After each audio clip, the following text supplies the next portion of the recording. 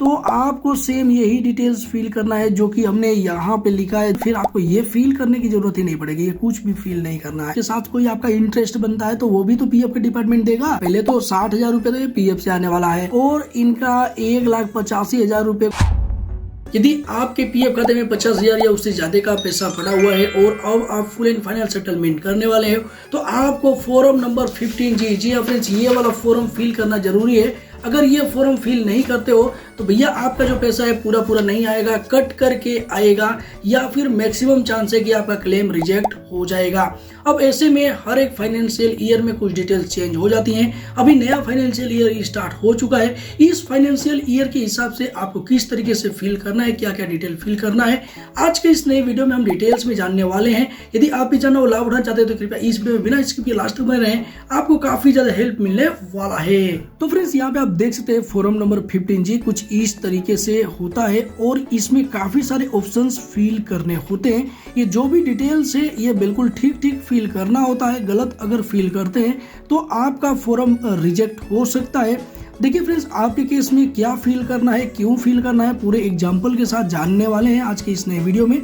और ये सारी चीजें मैंने पहले से फिल कर रखा है जिससे कि ये वीडियो ज्यादा लेंथी ना हो, बिल्कुल जल्द से जल्द मैं एक्सप्लेन कर पाऊँ। देखिए इसमें सबसे पहले देखने को मिल रहा है यहाँ पे नेम ऑफ एसएससी, यानी कि डिक्लेरेंट, जिस पर्सन का आप पीएफ पैसा विड्रॉल कर रहे हैं ना उनका नाम लिख लेना है। जैसे कि यहाँ पे हमने चंदन सिंह लिख लिया है। उसके बाद से दूसरे नंबर में आपको एसएससी का पैन कार्ड नंबर एंटर कर लेना है। देखिए हमने यहाँ पे पैन कार्ड नंबर लिख लिया है। उसके बाद से यहाँ पे स्टेटस में आपको इंडिविजुअल लिख लेना है। देखिए फ्रेंड्स, यहाँ पे जो चौथा नंबर है ना, चौथे नंबर में प्रीवियस ईयर पूछ रहा है। देखिए प्रीवियस ईयर आपको बिल्कुल ठीक फिल करना है। अभी हमने यहाँ पे 2024-2025 लिखा है लेटेस्ट फाइनेंशियल ईयर के हिसाब से, लेकिन यहाँ पे 2024-2025 आपको क्यों लिखना है सारा कुछ मैं एग्जाम्पल के साथ बताऊंगा जिससे कि आप भी कॉन्फिडेंस के साथ फॉर्म को फिल कर पाए। अब देखिए इसके साथ साथ एक और यहाँ पे देखने को मिल रहा है असेसमेंट ईयर। जी हाँ फ्रेंड्स, असेसमेंट ईयर और प्रीवियस ईयर सबसे पहले आपको समझ लेना है कि क्या होता है, क्योंकि इसका जो डिटेल्स है सबसे नीचे भी आपको 2 बार फिल करना है। देखिए यहाँ भी पूछा जा रहा है असेसमेंट, देखिए प्रीवियस ईयर एंडिंग ऑन, कब खत्म हो रहा है प्रीवियस ईयर और असेसमेंट ईयर, तो इसलिए हम यहाँ पे देख लेते हैं। देखिए इसके पीछे ही मैंने पहले से एक्सप्लेन किया हुआ है, बस मैं आपको समझा देता हूँ। देखिए यहाँ पे आज की जो डेट है ना 10 अप्रैल 2024 है और आज के डेट में जब ये फॉर्म हम फिल कर रहे हैं तो यहाँ पे आप देख सकते हैं कि 4 टाइप के ईयर मैंने लिखा हुआ है। जैसे कैलेंडर ईयर लिखा है, फाइनेंशियल ईयर लिखा है और प्रीवियस ईयर लिखा है और असेसमेंट ईयर लिखा है। देखिए फ्रेंड्स, ये जो फॉर्म है इस फॉर्म को आप 1 अप्रैल 2024 से लेकर के 31 मार्च 2025 तक इसके बीच में कभी भी इस फॉर्म को फिल कर रहे हैं। आपको इस फॉर्म में जो भी डिटेल्स हमने लिखा है ना बिल्कुल ये ही डिटेल्स फिल करना है। और क्यों फिल करना है ये समझ लेते हैं। तो देखिए यहाँ पे एक तो नॉर्मल कैलेंडर ईयर होता है हमारा जो कि 1 जनवरी से स्टार्ट होता है और 31 दिसंबर को खत्म हो जाता है। 31 दिसंबर के बाद हम नया साल मनाते हैं। जैसे कि 2024 में हमने 1 तारीख को 1 जनवरी को न्यू ईयर के रूप में सेलिब्रेट किया था। तो देखिए ये तो नॉर्मल कैलेंडर के हिसाब से होता है कैलेंडर ईयर, लेकिन अकाउंटिंग में थोड़ा सा चेंज रहता है।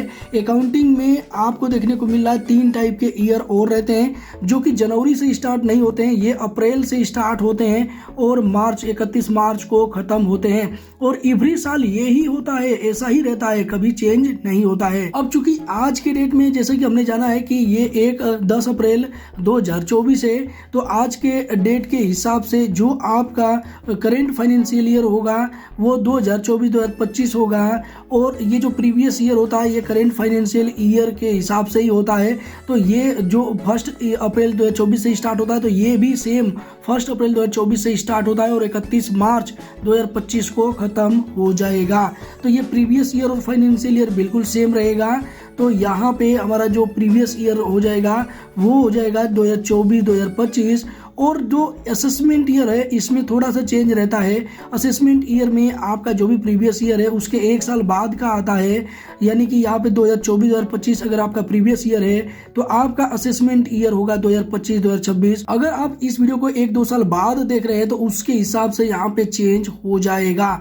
देखिए फ्रेंड्स, यहाँ पे असेसमेंट ईयर और प्रीवियस ईयर में 1 साल का डिफरेंट क्यों होता है, एक रफ एग्जांपल के माध्यम से समझ लेते हैं। कि मान लीजिए जैसा कि हमने जाना कि आज 10 अप्रैल 2024 है, तो अप्रैल यानी कि मार्च में आपका जो भी अर्निंग हुआ रहेगा, जो भी सोर्स आप इनकम आपने बनाया हुआ है उससे जो भी अर्निंग है पूरे 1 मार्च से लेकर के 31 मार्च के बीच में, ये पूरा हिसाब किताब आपके अप्रैल महीने में आपके एम्प्लॉयर के द्वारा दे दिया जाता है।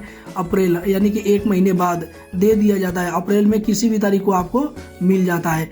ठीक इसी तरीके से अब देखिए, अब मार्च में ही आप तो नहीं जान पाएंगे कि भैया आपकी कितनी छुट्टी होने वाली है, कितना ओवर टाइम आप करने वाले हो, फुल ड्यूटी होगा नहीं होगा, और ये सारा कुछ आपको अप्रैल में तो पता चल जाता है कि 1 मार्च से लेकर के 31 मार्च के बीच में कितनी एक्टिविटी आपकी रही है, कितना इनकम आपका हुआ है। ठीक इसी तरीके से अकाउंटिंग में भी होता है। अकाउंटिंग में आपका जो भी ये फाइनेंशियल ईयर होता है ना, जो भी प्रीवियस ईयर 2024-2025 के बीच में आपका जितना भी अर्निंग रहेगा, जितना भी आपका टैक्स वगैरह बनता रहेगा, उसका पूरा असेसमेंट आपका 2025-2026 में होता है। जब ये साल खत्म हो जाता है ना 31 मार्च को, और नया साल ये स्टार्ट होगा अकाउंटिंग का, जो असेसमेंट ईयर 2025-2026, इसमें आपका हिसाब किताब होता है। इसलिए आपका ये 1 साल बाद रहता है। अब मान लीजिए कि आप 1 साल बाद आप फील कर रहे हैं और अभी के समय में आपका फाइनेंशियल ईयर चेंज हो चुका है, 2025-2026 हो गया है, तो यहाँ पे 2026-2027 हो जाएगा, और इसी तरीके से नेक्स्ट ईयर भी काम करेगा। तो अब हम समझ लिए हैं कि जो अकाउंटिंग ईयर होता है वो क्या होता है, फाइनेंशियल ईयर क्या होता है, और अब हमने यहाँ पे 2024-2025 क्यों फील किया है। एक चीज और, अगर आप इस फोरम को 1 अप्रैल से लेकर के 1 अप्रैल 2024 से लेकर के आप 31 मार्च 2025 तक भर रहे हैं, तो आपको सेम यही डिटेल्स फिल करना है जो कि हमने यहाँ पे लिखा है 2024-2025। अब उसके बाद से यहाँ पे रेसिडेंटल स्टेटस में आप देख सकते हैं, यहाँ पे रेसिडेंट आपको लिख लेना है। अब उसके बाद से यहाँ पे 6 नंबर से लेकर के यहाँ पे आपको देखने को मिल रहा है 12 नंबर तक आपको अपना आधार कार्ड के हिसाब से एड्रेस फिल कर लेना है। अब जैसा कि यहाँ पे आप देख सकते हैं कि यहाँ पे 6 नंबर में हमने विंग ए लिख दिया है, जो भी फ्लैट डोर ब्लॉक नंबर है आपको यहाँ लिखना है। उसके बाद से यहाँ पे नेम ऑफ प्रीमिस यानी कि जो भी बिल्डिंग वगैरह का नाम है, अगर आप रहते हैं तो आप लिख सकते हैं। हमने यहाँ पे कर्मयोगी अपार्टमेंट लिखा है। आपके केस में जो भी है रॉयल हाइट्स हो सकता है, सिल्वर हाइट्स, जो भी आपके बिल्डिंग का नाम है लिख लीजिए। अगर आपके केस में कोई बिल्डिंग का नाम आता ही नहीं है ही नहीं, तो आप एड्रेस में नहीं है तो इसमें खाली छोड़ सकते हैं, कोई दिक्कत वाली बात नहीं है। यहाँ पे डैश मार देना। उसके बाद से यहाँ पे आपका जो भी रोड स्ट्रीट लेन आता है वो लिख लेना है। हमने यहाँ पे गुंडल रोड लिख लिया है। उसके बाद से यहाँ पे एरिया लोकेलिटी जो आता है वो लिख लेना है। हमने यहाँ पे राजकोट लिख लिया है। देखिए यहाँ पे आपकी जो सिटी है वो लिख लेना है, टाउन, सिटी, डिस्ट्रिक्ट, ये सब आपके आधार कार्ड के हिसाब से लिखना है। लेकिन हमने यहाँ पे डिटेल्स कुछ मिसमैच लिखा है, गलत लिखा है। क्यों? क्योंकि केवल हमने एग्जांपल में दिखाया है, बिल्कुल एक्चुअल डिटेल हमने नहीं फिल किया है। लेकिन आपके केस में एक्चुअल डिटेल ही फिल करना है। हमने यहाँ पे गाजीपुर लिख लिया है, और उसके बाद से स्टेट हमने यहाँ पे उत्तर प्रदेश लिख लिया। आपका स्टेट जो भी है वो यहाँ पे फिल कर लेना है। उसके बाद से यहाँ पे पिन कोड, आपके एरिया का जो पिन कोड है वो पिन कोड यहाँ पे एंटर कर लेना है। उसके बाद से आपको अपना ईमेल आईडी लिख देना है। अगर मान लीजिए आपके पास ईमेल आईडी आपका नहीं है तो यहाँ पे कोई बात नहीं, आप खाली छोड़ सकते हैं, ब्लैंक छोड़ दीजिएगा, और है तो आप फिल कर लीजिए। उसके बाद से यहाँ पे 14 नंबर में आपको अपना मोबाइल नंबर या फिर टेलीफोन नंबर लिखना है। टेलीफोन नंबर लिख रहे हैं तो यहाँ पे एसटीडी कोड लगाना जरूरी है। और यहाँ पे हमने जैसे कि मोबाइल नंबर लिख लिया है, 9 से लेकर के 0 तक उल्टी गिनती लिख लिया है। लेकिन आपको बिल्कुल सही काम करना है, सही सही मोबाइल नंबर लिखना है। उसके बाद से यहाँ पे पूछा जा रहा है कि क्या कोई आपने ITR वगैरह फिल किया हुआ है। अगर आपने फिल किया है रिसेंटली तो आपको यस करना है। और ITR आपने किस असेसमेंट ईयर में फिल किया था, तो अभी करेंट में 2024-2025 चल रहा है, तो 2024-2025 में हमने अगर फिल किया है तो ये हम फिल करेंगे। अब मान लीजिए कि 2024-2025 में आपने फिल नहीं किया था, क्योंकि अभी भी तो ये चालू ही हुआ है न्यू ईयर अब अकाउंटिंग के हिसाब से, और आपने इससे पहले वाले ईयर में फील किया था तो पहले वाले ईयर का यहाँ पे लिख सकते हैं, इसमें कोई दिक्कत नहीं है। इसमें जब आपने फील किया था उस वाले असेसमेंट ईयर को ही लिखना है। देखिए यहाँ पे पूछा जा रहा है latest assessment year ending for which assist. अब देखिए फ्रेंड्स, उसके बाद से यहाँ पे हालांकि मेरा रिकमेंडेड यही रहेगा कि आप ये वीडियो देख रहे हो तो आपको ये वाला ही फील करना है। ये तो केवल रेयर केस में मैंने बताया कि इस ईयर में आपने फील नहीं किया तब फील करना है। और अगर बिल्कुल आपने फील ही नहीं किया है तो आपको करना क्या है, यहाँ पे नो पे सेलेक्ट करना है, यहाँ पे कुछ नहीं करना है, यहाँ पे जो मैंने पहले से किया ना यहाँ पे कुछ नहीं करना है, यहाँ पे सेलेक्ट करना है। फिर आपको ये फील करने की जरूरत ही नहीं पड़ेगी, ये कुछ भी फील नहीं करना है। उसके बाद से देखिए यहाँ पे 16 नंबर में आ जाना है, ये बहुत ही इंपॉर्टेंट पॉइंट है। देखिए यहाँ पे आपको वो अमाउंट फील करने लेना है जो आपके पीएफ के पासबुक में है। तो पीएफ के पासबुक में आपको पेंशन का अमाउंट बिल्कुल भी नहीं लेना है। पेंशन का अमाउंट छोड़ करके ये जो भी अमाउंट बचता है एम्प्लॉई शेयर और एम्प्लॉयर शेयर, पीएफ का शेयर, वो ही लिखना है। अब उसके बाद से देखिए फ्रेंड्स, यहाँ पे 17 नंबर का ऑप्शन है, ये बहुत ही ज़्यादा इंपॉर्टेंट है 16 नंबर वाले से भी। इसमें आपको देखिए जो भी आप का ये फाइनेंशियल ईयर चल रहा है इसमें जो भी एस्टिमेटेड अर्निंग होने वाली है, देखिए एस्टिमेटेड यहाँ भी था, पीएफ वाले में भी था। देखिए अब मान लीजिए कि अगर आपके पीएफ के पासबुक में 60,000 रुपए है, अगर आप कहते हैं भैया 60,000 तो लिख दिया, एस्टिमेटेड का मतलब क्या है, तो देखिए 60,000 तो आपका मिलने वाला है, उसके साथ कोई आपका इंटरेस्ट बनता है तो वो भी तो पीएफ के डिपार्टमेंट देगा। तो 60,000 तो नहीं रहेगा, उससे ज्यादा हो सकता है, तो 5-10 हजार रुपये आपका ज्यादा हो सकता है। तो इसलिए आपको यहाँ पे जो भी आपके पीएफ पासबुक में पैसा दिख रहा है आपको इंटरेस्ट कैलकुलेट नहीं करना है, जो दिख रहा है वही लिख देना है। उसके बाद से यहाँ भी सेम एस्टिमेटेड इनकम पूछा जा रहा है, यानी कि ये पूरे प्रीवियस ईयर में आपकी कुछ अर्निंग होने वाली है, 1 लाख रुपए 2 लाख रुपए जो भी होने वाली है वो आपको यहाँ पे लिख लेना है। अब इनके केस में यहाँ पे प्रीवियस ईयर में इनका पहले तो 60,000 रुपए तो ये पीएफ से आने वाला है और इनका 1,85,000 रुपए कोई अदर इनकम भी आने वाला है जो कि हो सकता है या फिर हो चुका है। तो ये दोनों ही अमाउंट जोड़ लेना है। ये जो भी इस फाइनेंशियल ईयर में यानी कि प्रीवियस ईयर में जो भी आपका पैसा आने वाला है एस्टिमेटेड इनकम प्लस ये पीएफ का पैसा आने वाला है, ये दोनों को जोड़ के लिख लेना है। इनके केस में 2,45,000 रुपये होता है तो लिख लेंगे। देखिए एस्टिमेटेड इनकम पूछा है तो आपका 50,000 60,000 रुपये 1 लाख रुपये का अंतर भी आता है तो कोई दिक्कत वाली बात नहीं है, क्योंकि ये एस्टिमेटेड इनकम है। मान लीजिए कि भगवान न करे आपकी अगर नौकरी चल रही है, किसी पर्सन की चल रही है और बाद में अगले महीने ही छूट जाती है, लेकिन इन्होंने एस्टिमेटेड लगा दिया था कि भैया इनका 2.5 लाख रुपये तक पैसा हो जाएगा, लेकिन भैया इन नौकरी ही छूट गई तो 2.5 लाख रुपये कहाँ से आएगा, कम पैसा आएगा ना।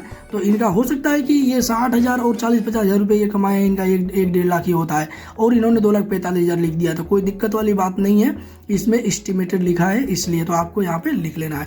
उसके बाद से फ्रेंड्स यहाँ पे आप देख सकते हैं 18 नंबर में पूछा जा रहा है कि क्या आपने 15G फॉर्म कहीं और भी सबमिट किया है। तो देखिए अगर आपने सबमिट किया है तो कितना कहाँ सबमिट किया है वो आपको डिटेल्स लिखना है, टोटल कितना से सबमिट किया और कितने पैसे के लिए सबमिट किया है।